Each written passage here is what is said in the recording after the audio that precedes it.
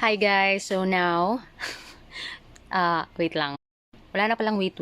So, hello guys, and welcome back to my magical world. I am Frostbite, and if you're new to my channel, wala lang to. Tawag dito. Wala lang to. I do reading, I do a lot of reading, like reading books, syempre. Reading you. Joke lang. So, I read a lot, and I read for you guys. So, I just wanted you to learn things like this.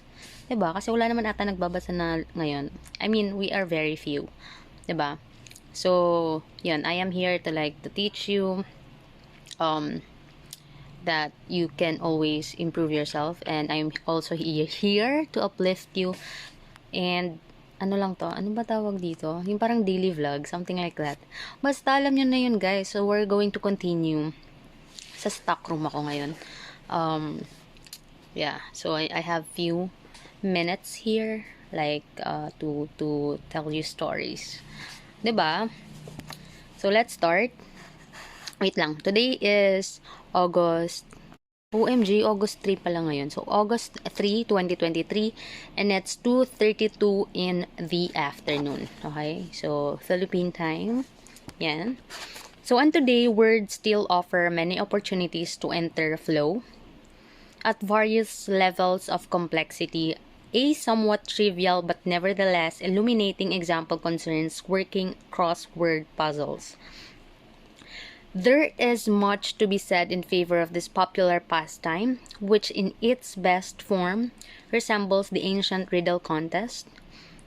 It is inexpensive and portable. Its challenges can be finely graduated so that both novices and experts can enjoy it. And its solution produces a sense of pleasing order that gives one a satisfying feeling of accomplishment. It provides opportunities to experience a mild state of flow to many people who are stranded in airport lounges, who travel on commuter trains, or who are simply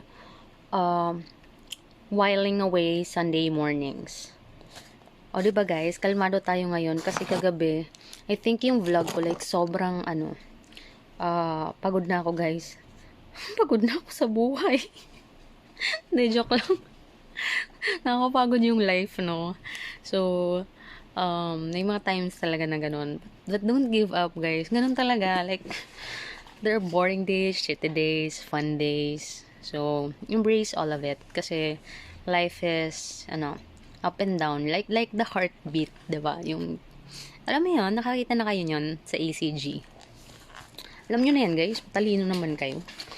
But if one is confined to simply solving crosswords, one remains dependent on an external stimulus.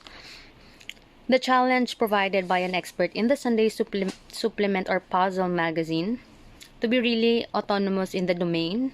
A better alternative is to make up one's own crosswords. Then there is no longer need for a pattern to be imposed from the outside. One is completely free and the enjoyment is more profound. It is not very difficult to learn to write crossword puzzles.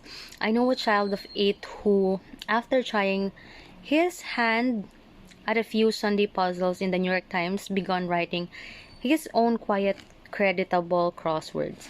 So, ayan pala guys. I think at this very moment, my father is undergoing operation. So, nasa hospital pa rin siya. So, alam mo yun, mukha lang akong hindi stress guys. But I'm, handling life. Yun. So, please pray for my father if you are watching my channel. So, of course, it's not easy, diba? When there is someone that is sick in the family, everyone is really affected. Going back, well, mamaya maano tayo dito, emotional. So, wait lang. Yan. So, of course, as with any skill worth developing, this one too requires that one invest psychic energy in it at the beginning. A more substantive potential use of words to enhance our lives is the lost of art of conversation. Okay, utilitarian ideologies in the past, 2 centuries or so, to have convinced us that main purpose of talking is to convey useful information. Thus, we now value terse communication that conveys practical knowledge. Yan, practical knowledge, and consider anything else a frivolous waste of time. Check nyo guys yung pronunciation kasi you really need to check it. Huwag nyong anuhin. Kasi ngayon, I'm always busy. Kaya kayo na lang mag-check guys. So, as a result, people have become almost unable to talk to each other outside of narrow topics or of immediate interest and specialization. Few of us can understand any longer the enthusiasm of Caliph Ali, Ben Ali, who wrote A Subtle Conversation. That is the Garden of Eden. Ayan. So, if you don't know the story of the Garden of Eden, diba? Learn to, do some historical reading, diba? It's really, what's good when you know where you came from. Where do you really came from? Diba? Your roots.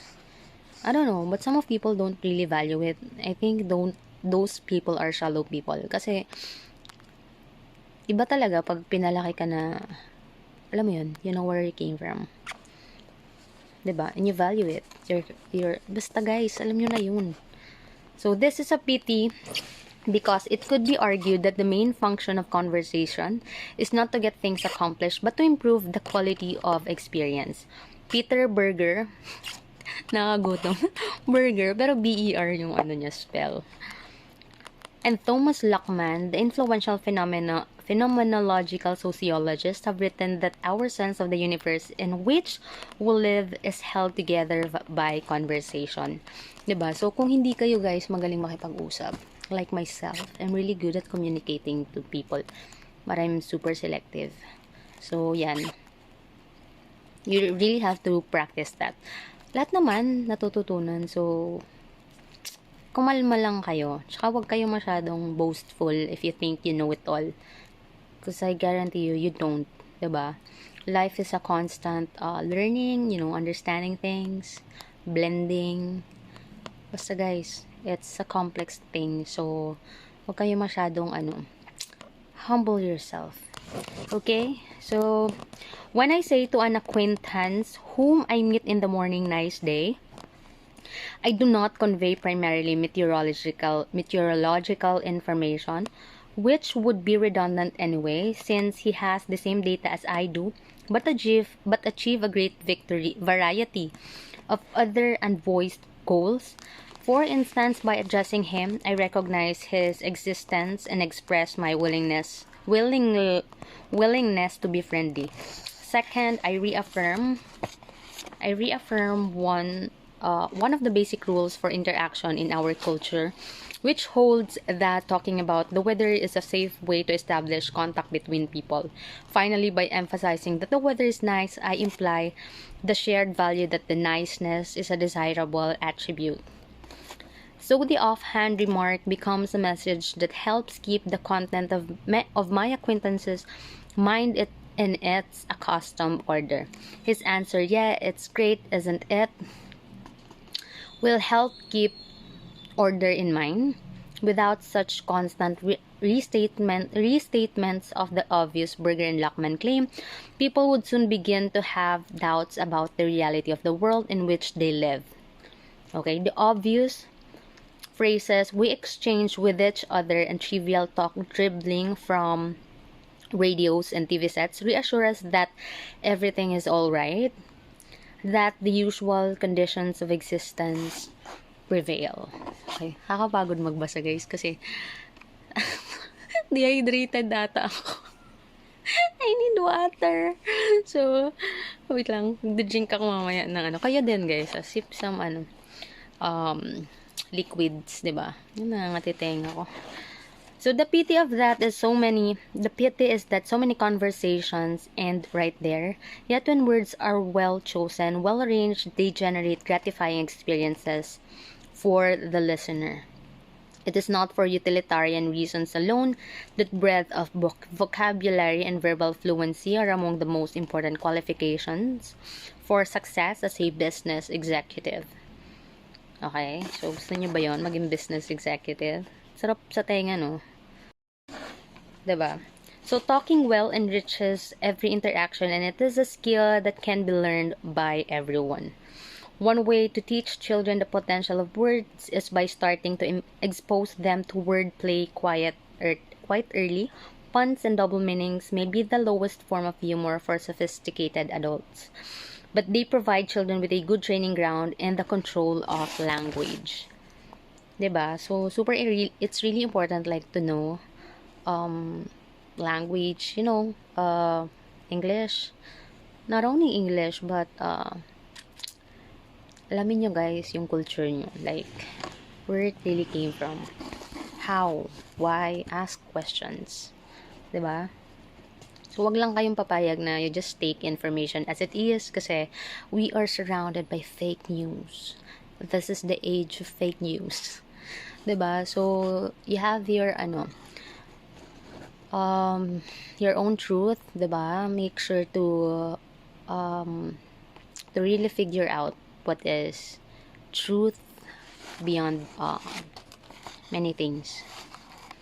All one has to do is pay attention during a conversation with a child, and as soon as the opportunity presents itself, that is whenever an innocent word or expression can be interpreted in an alternative way, one switches frames and pretends to understand the word in that different sense. Okay. So, di pa tayo tapos, guys.